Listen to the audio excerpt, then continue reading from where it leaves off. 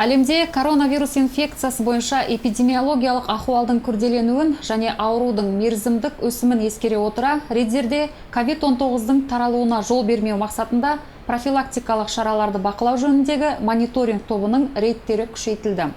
Қазанның басынан 16 рейд өткізілді, 116 нысан тексерілді.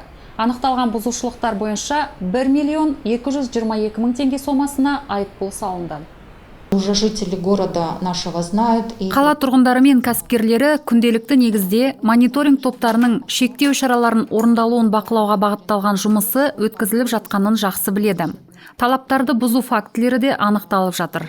Білім беру мекемелеріне, кәсіпорындарға, меншік түріне тәуелсіз, әрекет түріне тәуелсіз барлық ұйымдарға мониторинг жүргізілуде. Және барлығы коронавирус инфекциясының профилактикасы бойынша талаптарды сақтауға міндетті.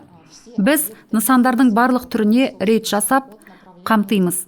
Білім беру мекемелерінен тыс, басқа нысандарда да бұзушылықтар анықталып, жеке тұлғалар, сатушылар да маскасыз, перчаткасыз, дүкен қорында жеке қорғаныс құралдары болса да, оларды қолданбай жұмыс істеп, осы фактілер анықталып, олар әкімшілік жауапқа тартылды.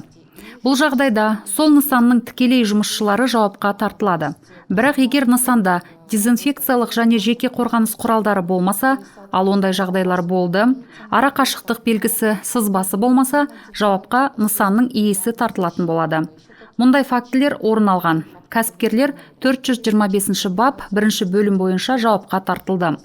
Естеріңізге саламын, айыппұл сомалары өте үлкен. Әрине, біз осы материалдарды рәсімдеген кезде өте көп жағымсыз сөздер естіп жатамыз. Алайда бұл шара жалғасатын болады. Сол үшін барлық нысандардың иелеріне талаптарды қатаң сақтау міндетті екенін қайталаймын. Ол Риддер қаласы аумағында тұрақты эпидемиологиялық жағдайды сақтау үшін қажет. Сондықтан мониторинг тобының бұл жұмысы жалғасады. Жұмыс және демалыс күндері де.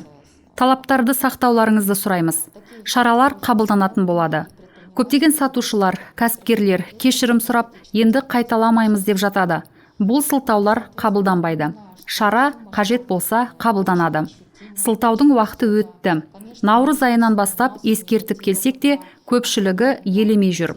Мониторинг тобы тұрақты жұмысын жалғастыратын болады. Санитарлық ережелер мен талаптарды сақтамау әкімшілік жауапқа әкеледі. Жеке тұлғаларға айыппұл сомасы 83.340 теңгені құрайды. Лауазымды тұлғаларға, шағын кәсіпкерлік немесе коммерциялық емес ұйымдардың субъектілеріне одан зор 638.940 теңге. Орта кәсіпкерлік субъектілеріне 861.180 теңге сомасындағы айыппұл қарастырылған. Ірі кәсіпкерлік үшін 444.800 теңге. Барлық кәсіпкерлер мен нысандардың басшыларына меншік түріне тәуелсіз қойылған талаптарды қатаң түрде сақтаған жөн.